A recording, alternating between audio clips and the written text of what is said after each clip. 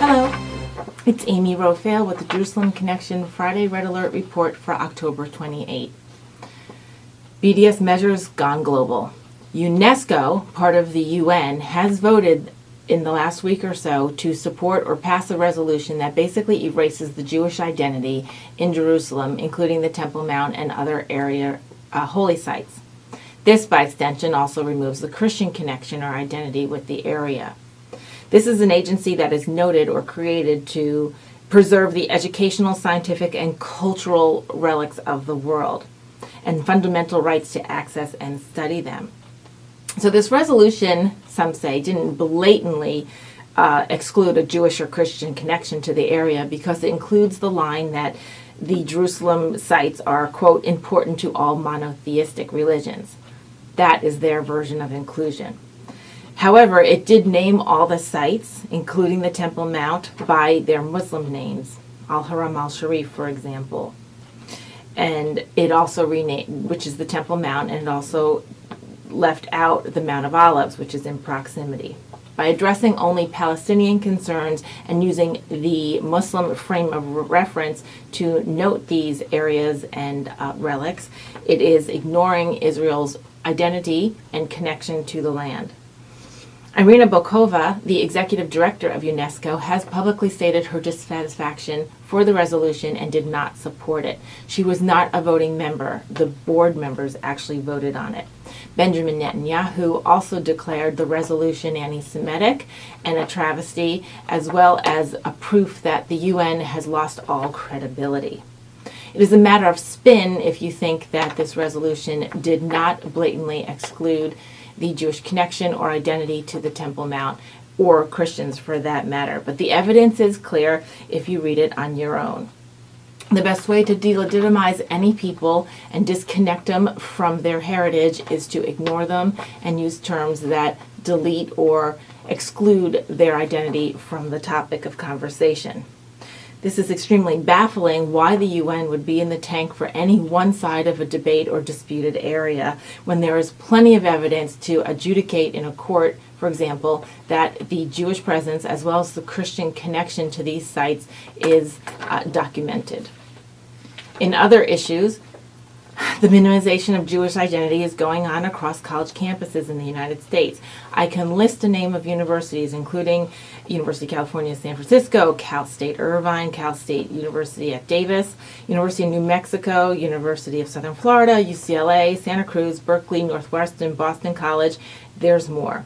These are too long to enumerate, but Jewish students on each of these campuses have documentation on how they're being shunned from student government activities and not allowed to participate because of some sort of inherent bias or Zionistic agenda that they bring to the table. This, of course, is discriminatory, if not prejudice.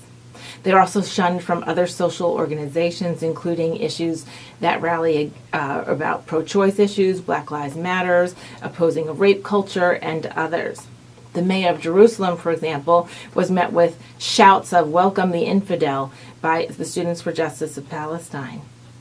When other anti-BDS protests or pro-Israel activities are going on campus, Jewish students are feeling interrupted not just with signs or peaceful protesters, but with violence and harassment and bullying. Chants of Nazism and other slanderous things are shouted in the public arena. The problem is only compounded when the school's leaderships identify these actions simply as incivility, minor social infractions that need minimal disciplinary measures, as opposed to calling it intolerance, which would rise to the level of discipline under many of the school's charters, including the Board of Regents over the UC or the University of California system, which claims that no act of intolerance against any particular ethnic or religious or racial group is allowed on campus. So when the college administrators classify these actions by SJP and others against Jewish groups and Jewish activities on campus simply as incivility, they minimize the event, they avoid prosecuting it under the intolerance laws that are already part of the policies on campuses, and they also in turn encourage or embolden these groups to continue or escalate their measures and continue to alienate the Jewish students on their campuses. Over in Germany, several German professors and other adult activists have now been found out to be using Jewish-sounding names as they conduct BDS measures and boycotts of Israel, both on college campuses and within their communities. They are using these pen names or stage names that sound Jewish to avoid being accused of being anti-Semitic.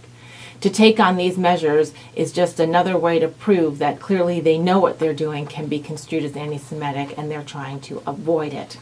One German activist even claimed that she served in the IDF and therefore she was legitimate to criticize Israel in such a bold way. When a local reporter debunked her claim, she admitted that she lied and she just wanted to create a legitimacy regarding her standpoint. The idea of erasing a Jewish identity from a region or campus is just another manifestation of anti-Semitism.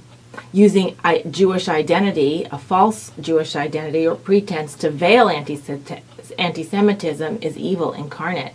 It's the definition of a wolf in sheep's clothing.